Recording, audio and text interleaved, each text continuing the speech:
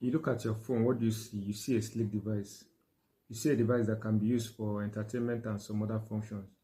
But for that phone to be useful to you, some things have to be in place. There have to be the technology that will make it functional. There has to be, the cell towers, the satellites that can make internet connection possible, and so on. There is a web of structures that helps make your phone functional.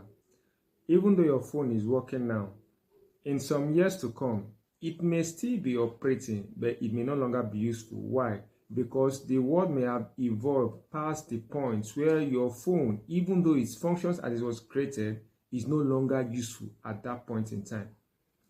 So we tend to see objects as being independent, but they are not.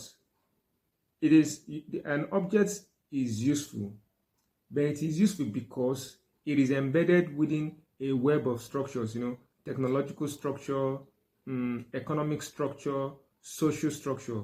Our relationships too is embedded into some social structures that is sustained by integrity, trust, and so on. Why is this knowledge important?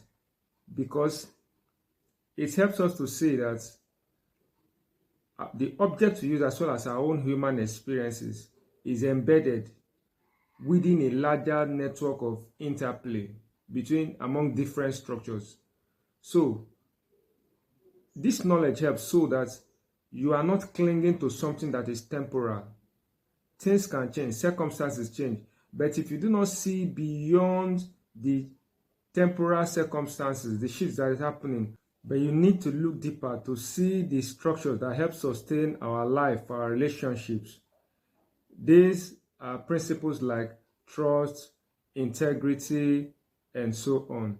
So you don't need to cling to changing circumstances, but if your life is rooted in principles that are sustaining, principles like honesty, principles like integrity, principles like character, then circumstances may change, but because your life is rooted in something deeper, you are not moved and swayed or tossed about like a ship that has lost its rudder.